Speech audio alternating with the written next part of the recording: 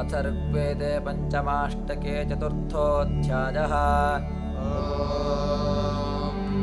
प्रब्रह्मैतु सदनादृतस्य विरश्मिभिः ससृजे सूर्योगाः विसानुना पृथिवी सस्रपूर्वे पृथुप्रतीकमध्ये अग्निः इमां गां मित्रावरुणासु भक्तिमिषन्न कृण्डे असुरानवीयः इनो वामन्यः पदवीरदब्धो जनम् च मित्रो यतति ब्रुवाणः आवातस्य ध्रजतोरन्त इत्या अपि भयन्त धेनवो न सूदाः महोदिवः सदने जायमानो जिक्रदवृषभः सस्मिन्नूदन् गिराय एतायुलजद्धरीत इन्द्रप्रियासुरथाः शूरथायु प्रयो मन्युम् रिरिक्षतो विनाद्या सुक्रतुमर्यमणम् ववृत्या यजन्ते अस्य सख्यम् वयश्च नमस्विनस्वरतस्य धामन् विवृक्षो वामधेर्भिस्तवान इदम् नमो रुद्राय प्रेष्ठम् आयत्साकं यशसो वावशानाः सरस्वती सप्तथे सिन्धुमाता याः सुष्पयन्त सुदुःखाः सुधारा अभिस्तेन वयसामीद्यानाः उदप्येनो मरुतो मन्दसानाधियन्तो कञ्चवाजिनो मन्तो मानः परिख्यदक्षराजरन्त्यमे वृथन्युज्यन्ते रजिन्नाः नमो महीमनमतिं गृणध्वं प्रपोषणं विदध्या अन्नवीरम् भगन्धिजो वितारन्नो अस्याः सातौ वाजं रातिषाचं पुरन्धिम् अच्छायं वो मरुतश्लोकहेत्वच्छा विष्णुं निषिक्तपामवोभिः उत प्रजाये गृणते वयो दुर्यूयं वात स्वस्तिभिः सदा नः आपो वाइष्ठो वहतुस्तवध्यैरथो वाजारुभुक्षणो अमृक्तः अभित्रिपृष्ठैः सवनेषु सोमैर्मदेषु शिप्रामहभिः पृणध्वम् योऽयं हरत्नम् अकवत्सु दत्तः स्वर्दृशरुभुक्षणो अमृक्तम् संयज्ञेषु स्वधावन्तः पिबद्धम् विनो राधांसि मतिभिर्दयध्वम् उवोचिथ हिमकवन्देष्टम् महो अर्पस्य वसुनो विभागे उभाते पूर्णा वसुनागवस्तेन सोनृता नियमदेव संज्ञाः त्वमिन्द्रस्वयशारुभुक्षा वाजो न साधुरस्तमेश्रुर्वाः वयन्नुते दाश्वां सस्यामब्रह्म कृण्वन्तो हरिवो वसिष्ठाः सनितासि प्रवतो दाशुषे चिद्याभिर्विवेशो हर्यश्वतेभिः वमन्मानुते युज्याभिरोते कदा न इन्द्रराय आदशस्येः वासयसेव वेदसस्पन्नः कदा न इन्द्रवचसो पुबोधः अस्तन्ताद्यातिजारयिं सुवीरम् वृक्षो नो अर्वाण्युहीतवाजी अभियम् देवी निरतिश्चिदीशे नक्षन्त इन्द्रम् शरदः सुवृक्षाः उपत्रिबन्धुर्जलदष्टिमेत्यश्ववेशय्यम् कृणवन्तमर्ताः आनो राधांसि सवितस्तवध्या आरायो यन्तु पर्वतस्य रागौ सदा आनो दिव्यः वायुस्सिषक्तुयूयम् वातस्वस्तिभिः सदा नः उदुष्य देवः सविताय यामहिरण्यये मम दीयामशिश्रेत् नूनम् भगोऽहव्यो मानुषेभिर्वियो रत्नाः पुरोपसुर्दधाति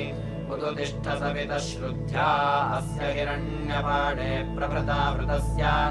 यो उर्वीम् पृथ्वी ममतिम् सृजानः कृभ्यो मत्तभोजनम् सुभानः अभिष्टुतः सविता देवो अस्तु यमाचिद्विश्वे वसवो गृह्णन्ति सनस्तोमा अन्नमस्या अष्टनोधाद्विश्वेभिः पातु वायुभिर्न्यसूरेण अभियन्तेऽप्यतिर्गृणाति समम् देवस्य सवितुर्जुषाणा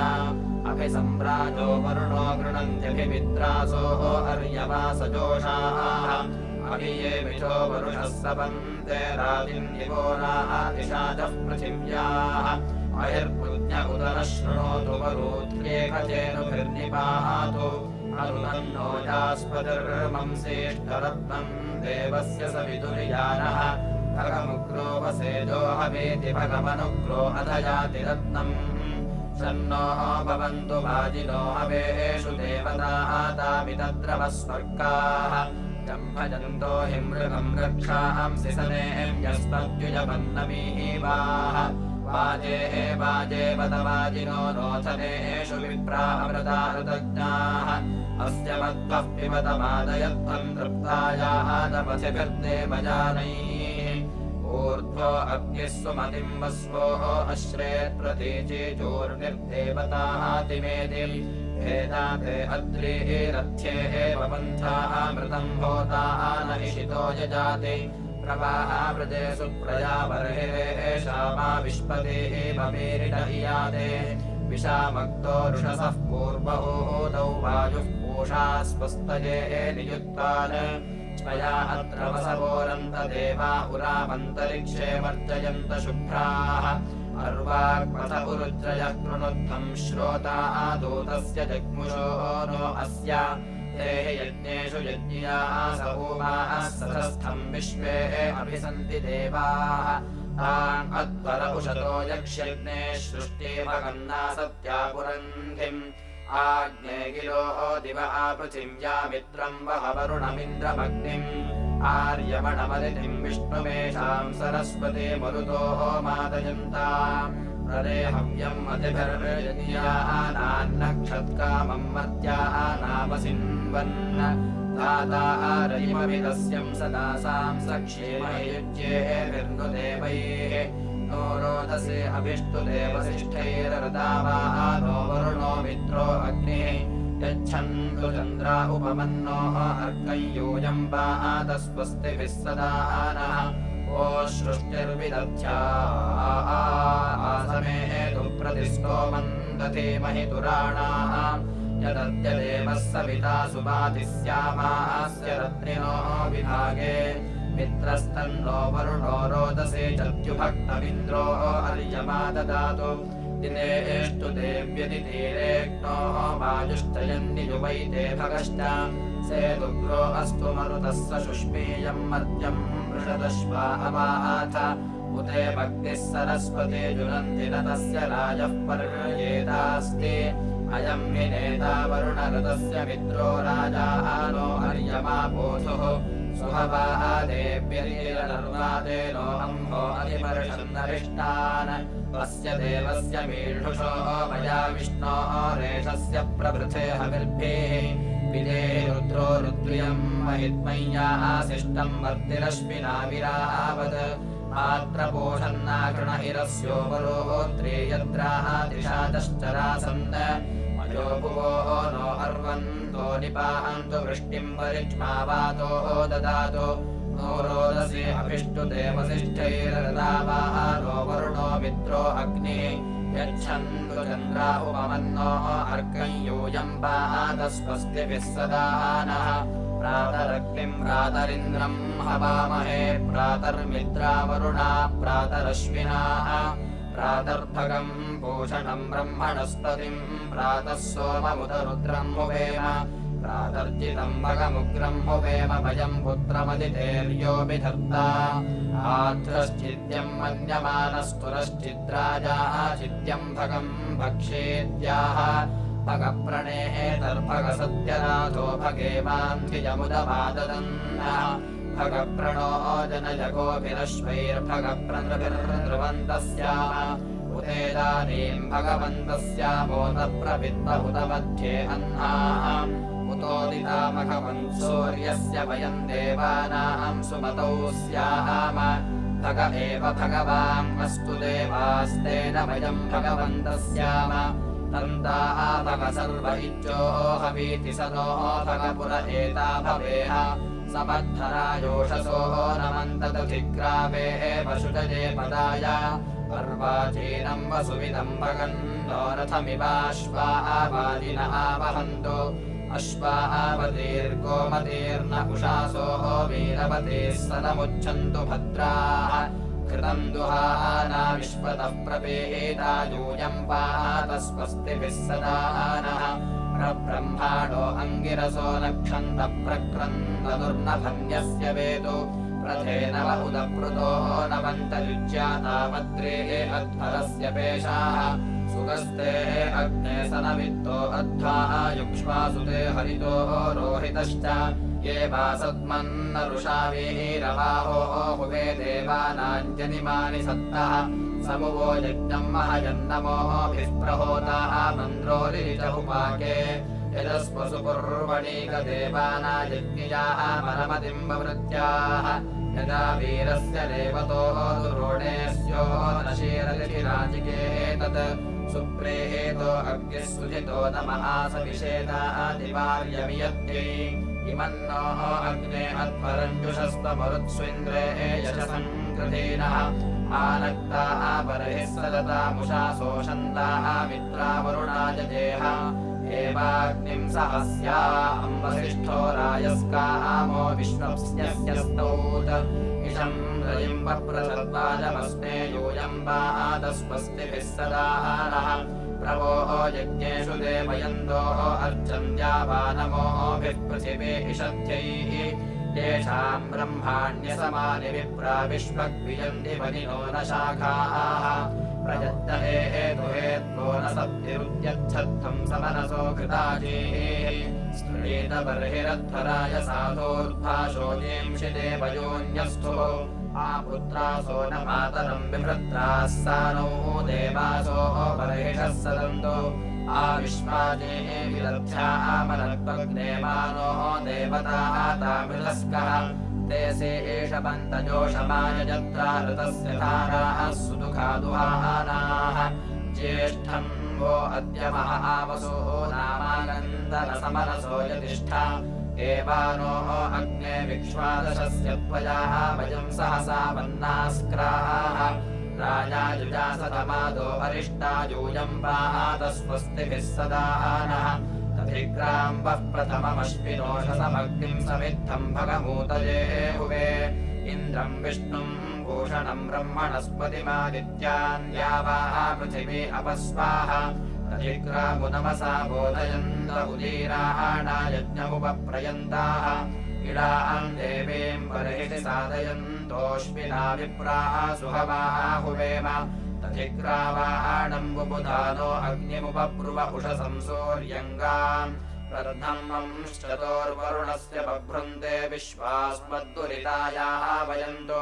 तथिग्रावाः प्रथमो वाज्यर्वाग्रे रथानाम् भवति प्रजानन् संविधान उषसा सूर्येणादित्येभिर्वसुभिरङ्गिरोभिः आनोः दधिग्राः पथ्यामनकृतस्य बन्धामन्वेतवाहो शृणोतु नो दैव्यम् शब्दोः अग्निः शृण्वन्तु विश्वे महिषा अमूराः आदेवो यातु सविता सुरत्नोऽन्तरिक्षप्रावहमानो अश्वैः हस्ते दधाः नो नर्याः पुरोणि निवेशयन् च प्रसुवम् च भूमा उदस्य बाहोशिथिरा बृहन्ताः हिरण्ययाः दिवो अन्ताङ्गनष्टाम् नूनम् सो अस्य महिमा परिष्टसूरश्चिदस्मा अनुदारपस्याम् सखाः नो देवः सविता सहावासाः विषद्वसुपतिर्वसूनि विश्रयमाणो अमतिमुरोजीम् मर्तभोजनमधरासतेनः इमा गिरः सवितारम् सुजिह्वम् पूर्णकमस्ति मीळते सुपाणिम् चित्रम् वयोः बृहदस्मे दधातु यूयम् पातस्वस्तिभिः सदा नः इमा रुद्राय स्थिरतन्वने गिराः क्षिप्रेषवे देवाय स्वधावुने अषाह्लाय सहमानाय वेधसे दिग्मायुधाय भरता शृणोतु नः स इक्षयेण क्षम्यस्य जन्मनः साम्राज्येन दिव्यस्य चेतति अवन्नवन्देरुपनो दुरश्चरानमेवो रुद्रजासु नो भव या ते दिद्युतवसृष्टा दिवस्परिक्ष्मया चरति परिसा वृणक्तु नः सहस्रम् ते स्वपिवातभेषजामानस्तोकेषु तनयेषु रीरिषः मानोः वधे रुद्रमापरादामाते भूमप्रसितौ हीडितस्य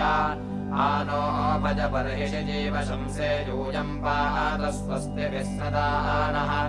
आपोऽयम् वः प्रथमम् देवयन्त इन्द्रपानभूमिमकृण्वतेणः नम्बोः वयम् शुचिमरिप्रमद्यकृतपृषम् मधुमन्दम् वनेम तमूर्मिमापो मधुमत्तमम् गोपान्नपादवद्वाशुहेमाः यस्मिन्निन्द्रो वसुभिर्मादयाते तमश्यामदेवयन्तो वो अद्य शतपवित्राः स्वधया वदन्तेर्देवेर्देवानामपि यन्ति पाथाः ता इन्द्रस्य नमिनन्ति व्रतानि सिन्धुभ्यो हव्यम् कृतवज्जुहोत याः सूर्यो रश्मिभिरातता नयाप्य इन्द्रो हरदद्गातुमूर्मिम् ते सिन्धवो हरिबोधातनानो यूयम् पात स्वस्तिभिः सदा नः कृपक्षणो वाजामादयत्वमस्मे नरो मघवानः सुतस्य आवोर्वाचक्रतवो न याताम् विभ्घोरथन्नर्यम् वर्तयन्तो ऋभुरभिपश्याम विभ्भो विभुभिः शवसा शवांसि वाजो अस्माङ्गवतु वाजसातामिन्द्रेण युजातरुषेम वृत्रम् ते चित्तिपूर्वीरभिसन्ति शासा विश्वाङ्गर्य उपरदानिवन्वन् इन्द्रो विद्वाङ्गृभुक्षा वाजो अर्यः शत्रोर्मिथत्यागृणवन्विगृह्णम् नोदे वासो वरिवः कर्तनानो भूतनो विश्वे वसे सजोषाः समस्मे इषम्बसवो ददीरन् यूयम् पात स्वस्तिभिः सदा नः समुद्रज्येष्ठाः सलिलस्य मध्यात् पुनानायन्त्यनि विषमानाः इन्द्रो यावज्रे वृषभो नरादता आपो देवीरिहमामवन्तो या आपो दिव्या उतवास्रवन्ति खनित्रिमा उतवायास्पयञ्जाः समुद्रार्थायाः शुचयः पावकास्ता आपो देवीरिहमामवन्तो यासाम् राजा वरुणो याति मध्ये सत्यानृते अवपश्यञ्जनानाम् अदुष्टुतश्रुतयो याः पावकास्ता आपो देवीरिहमामवन्तो यासु राजा वरुणो यासु सोमो विश्वे देवा यासूर्जम् वदन्ति वैश्वानरो यास्वग्निः प्रविष्टस्ता आपो देवीरिहमामवन्तो आवाम् मित्रा वरुणे हरक्षतङ्गुलाय यद्विश्वयन्मान आगन् अजकावन्तुर्दृशे एकम् तिरोदधे मामाम् वद्ये नरपसामि तत्सरोः यद्विरामन्वरुषिवन्दनम् भुवदष्ठीवन्तौ परिकुल्भौ च देहत् अग्निष्टच्छोचन्नपपासतावितो मामाम् वद्ये नरपसामि तत्सरोः यच्छल्मलौ भवति यन्नदीषु यदोषधेभ्यः परिजायते विषम् विश्वे देवानिरितस्तत्सुवन्तु मामाम् वद्ये नरपसामि तत्सरोः याः प्रवतो निमत उत्पत उदन्वतेरनुदकाश्च याः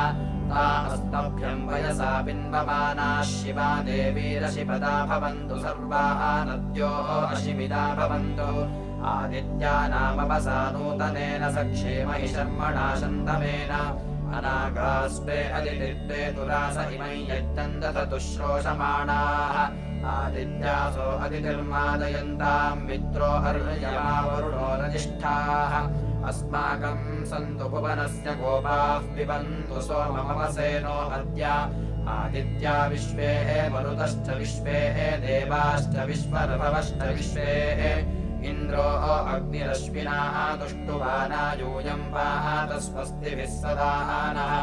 आदित्यासो अदितयस्यामपूर्ते भद्रावसवो मर्त्यत्रा सने मवित्रा वरुणासनन्तो भवे मद्या वा पृथिवी भवन्तः मित्रस्तन्नो वरुणो मामहन्त शर्मतो कायतनयाय गोपाः मा वो भुजे मान्यजातमेनो मा तत्कर्मवसवो यच्च यध्वे तुरण्यवोऽङ्गिरसो नक्षन्तरत्नम् देवस्य सवितुर्यानाः पिता च तन्नो महान्यजत्रो विश्वे देवाः समनसो जुषन्त तद्यावा यज्ञैः पृथिवी नमोभिः सबाधहीडे बृहती यजत्रे ते चिट्ठिपूर्वे कवयो गृह्णन्तः पुरो महीदधिरे देवपुत्रे प्रभोर्वजे पितरानं व्यसेभिर्गीर्भिः कृणोत्थं सदने ऋतस्य आनोऽद्या वा पृथिवी दैव्येन जनेन जातं महिमां परोथम् उतो हि वां रत्नधेयानि सन्ति पुरोणिद्या वा पृथिवी सुदासे अस्मे दत्तय्यदसदस्कृतो युयूयं पात स्वस्तिभिः सदा नः वास्तोष्पदे प्रतिजानीह्यस्मान् स्वावेशो अनमीवो भवानः यत्ते महे प्रतितन्नो जुषस्वशन्नो भवद्विपदेशम् चतुष्पदे वास्तोष्पदे प्रतरणो न एथिकयस्थानो गोभिरश्वेभिरिन्दो अजरासस्ते सख्ये स्यामपि देवपुत्रान् प्रतिनो जुषस्व वास्तोष्पदे शक्मया संसदा ते सख्येमहिरण्मया गातुमत्याः पाहि क्षेम उत योगे वरन्नो यूयम् पातस्वस्तिभिः सदा नः अमीवः वास्तोष्पदे विश्वा रूपाण्याः विशन् सखा सुषेव एधिनः यदर्जुनसारमे यदतः पिशङ्गयच्छसे भ्राजन्तरिष्टय उपस्रग्वेषु वप्सतो निषुस्वप स्तेनम् रायसारमे यतस्करम् वा पुनः सर स्तोत्रोनिन्द्रस्य रायसि किमस्मान् दुच्छुनायसे निषुस्वप त्वम् सोऽकरस्य दर्दृहितवदर्दर्तु सोऽकरः स्तोत्रोनिन्द्रस्य रायसि किमस्मान् दुच्छुनायसे निषुस्वप सस्तु माता सस्तु पिता सस्तुष्पा सस्तु विश्पतिः स सन्तु सर्वे ज्ञातयः सस्वयमभितो जनाः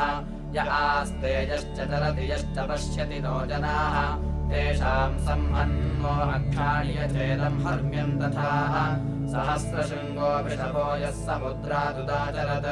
तेनाः सहस्येन वयम् निजनान् स्वापयामसि प्रोष्ठे शया बह्ये शया नारीर्यास्तल्पशीवरीः स्त्रियो याः पुण्यगन्धास्ताः सर्वाः स्वापयामसि स्वप्नाधिकरणे सर्वम् विश्वापयाजनम्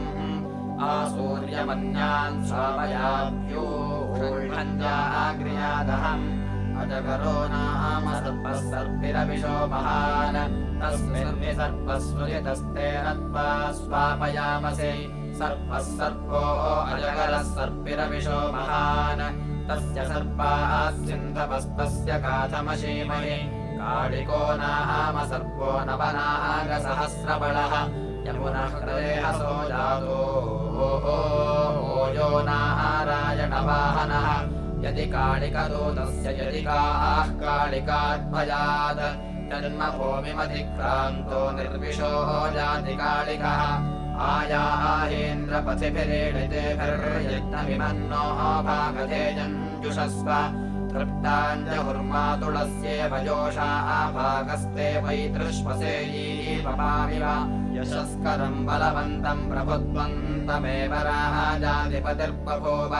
सङ्ख्येर्ननागाश्वपतिर्नराणाम् स्वमङ्गल्यम् सततम् दीर्घमायोः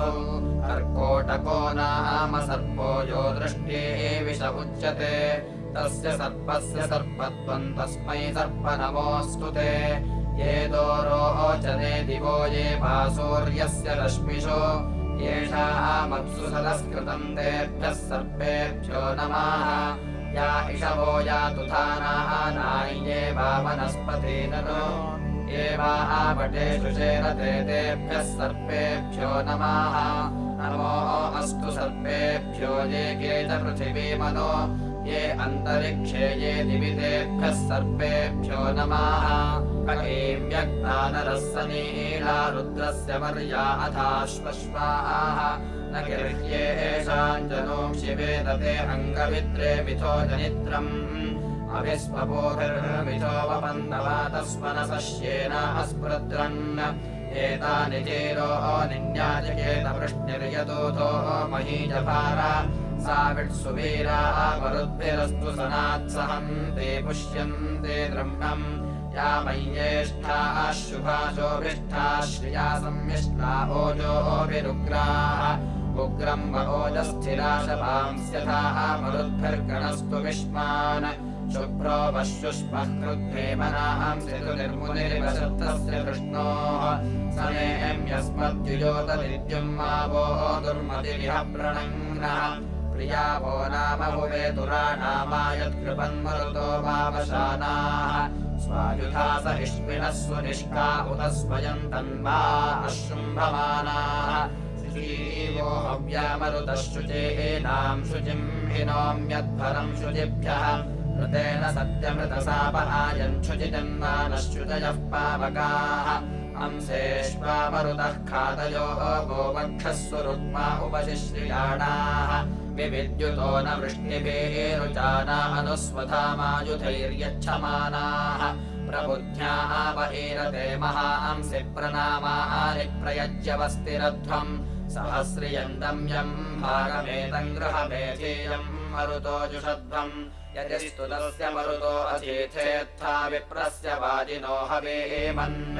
मक्षोरायः सुवीर्यस्य दातनो चिद्यमन्य आदपदरावा अद्यासो नये मरुतस्पञ्चो यक्षदृशो न शुभयन्तमर्याः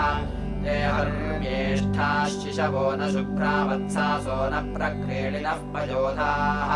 अशस्यन्तो नो मरुतो मृणन्तु परिपश्यन्तो रोदसे सुमेघे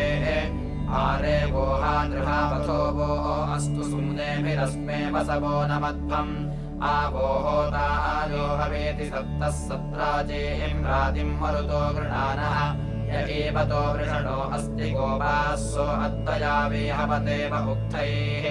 इमे तुरम् मरुतो रामयन्धीमे सहसहसानमन्ति इमे शंसम् वनुष्यतो निपाहन्ति गुरुद्वेषो अररुषे दधन्ति इमे रथ्रञ्जिन्मरुतो जुनन्ति कृमिञ्चिद्यथा वसवो जुषन्ता अवासत्वम् वृषणस्तमाहंसि धत्तविश्वम् तनयन्तोकमस्मे आवो दात्रान्मरुतो निरराममा पश्चाद्दग्मरथ्यो विभागे आनस्पार्हे भजत नाम संये यदेहिम् सुजातम् वृषणो वो अस्ति संयद्धनन्दमन्युभिर्जनाः सशूराः जह्वीष्पोषधेषु भिक्षु अधस्मानो मरुतो रुद्रिया शस्त्रातारो भूतवृतनास्पर्यः भूरिचक्रमरुतः पित्र्याण्युक्थानि यावश्यस्यन्ते पुराजित् मरुद्भिरुग्रः प्रतनासु साढ्याः मरुद्भिरित्सनिता वाजमर्वाः अस्मे वीरो मरुतः शुष्म्यस्तु जनाः नाय्यो असुरो विधत्ता अपोयेन सुक्षितयेतरेमाधस्तमोको अभिवस्याम तन्न इन्द्रो वरुणो मित्रो अग्निराप ओषधीर्वनिनो जुषन्त शर्मन् स्याम मरुतामुपस्थे यूयम् पातस्वस्तिभिः सदा नः मध्वो वो नाम मारुतम् यजत्राः प्रयज्ञेषु शवसा मदन्ति ये रेजयन्ति रोदसे चिगुर्वे बिम्बन्त्युत्संयतयाः सुरुग्राः चेतारो हि मरुतो गृणन्तम् प्रणेतारो यजमानस्य मन्मा अस्माकमद्य विदथेषु बर्हिरावीतये सततविप्रियाणाः नैतावदन्ये मरुतो यथे मे भ्राजन्ते रुक्मैरायुधैस्तनूभिः आरोदसे विश्वविशः पिशानाः समानमञ्जते शुभेकम् पृथक्सावो मरुतो दिद्युदस्तु यद्वहागः पुरुषदाकराम मामस्तस्यामपि भूमाय यत्र अस्मे वो वस्तु सुमतिश्च निष्ठा कृते तत्र मरुतो रणन्तानपद्या सश्युचयः पापकाः प्रणो वद सुमतिभिर्यजत्राः प्रवाजेभिस्तिरत पुष्यसेनः उतस्तुतासो मरुतोऽप्यन्तु विश्वेभिर्नामभिर्नरो हवींषि तदा तनो अमृतस्य प्रजायैः कृतराजः सूदृताः मखानि आस्तुतासो मरुतो विश्वभूति अच्छाः सूरीन् सर्वताः ताजिगात येन स्मनाः शतिनो वर्धयन्ति यूयम् पात स्वस्तिभिः सदा नः प्रसाकमुक्षे अर्चता गणायजो दैव्यस्य धाम्नस्तु विष्मान् उतक्षोदन्ति रोदसे महित्वा नक्षन्तेनाकन्निरतेन वंशात् जनोश्चिद्वो मरुतस्पेष्येण भीमासस्तु विमन्यवोयासः प्रजेमयोभिरोजसो न सन्ति विश्वो भोजामन्भयते स्वर्दृक् बृहद्वयो मघवद्यो तथा तदितो शन्निन्मरुतः सुष्टुतिन्नाः कतो नाध्वामितिराति जन्तुम् प्रणस्पार्हाभिरोतिभिस्तिरेत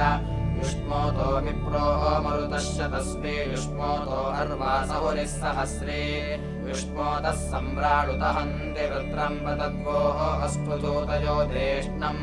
ताम् आरुद्रस्य मीढुषो विपासे पुभिन्नम् सन्ते मरुतः पुनर्नः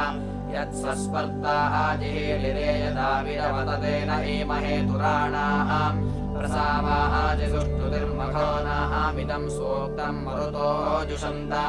आराच्चिद्वेषो वृषणो जुजोतयूयम् पादस्वस्तिभिः सदा नः यन्त्रायध्व इदमिदम् देवासोऽयम् च न यथा तस्माऽग्ने वरुणमित्राय मन्मरुतः शर्म यच्छत युष्माकम् देवावसाहनि प्रिय ईजानस्तरदिद्विषाः प्रसक्षयन्तिरदेवि महीरिषो यो गोपराय दाशति अहिमश्चरमञ्चरमसिष्ठः परिवंसते अस्माकमद्य मरुतः सुते स चा विश्वे विपदकाविनाः न हि व ऊतिः पृतना सुमर्थति यस्मा अराध्वन्नरः अभिव आवर्त्सुमतिर्न वीयसेतूयै यातपिपीशवः ओषु कृष्मिराधसो यातनान्तांसि पीतये इमा वो हव्यामरुतो ददेहि कम्मोष्मा अन्यत्र गन्तन आचनो बर्हिः सदता विदाचनस्पार्हाणि दातवेवसु अस्रे दन्तो मरुतः सोम्ये मथौ स्वाहेहमादयाध्वै सस्पश्चिद्धितन्वा अशुम्भमानाः हंसासो नीलपृष्ठा अवप्तन् विश्वं शब्दो अभितो मानिषे नरो नरण्वास्वने मदन्तः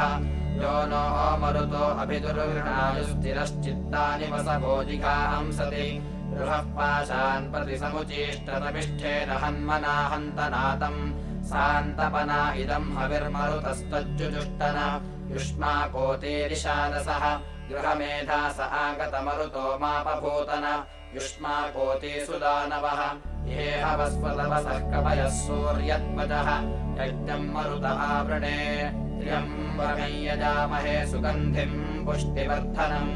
उर्वारुकमिव बन्धनान् मृत्योर्मुक्षीयमामृतात् इति पञ्चमाष्टके चतुर्थोऽध्यायः।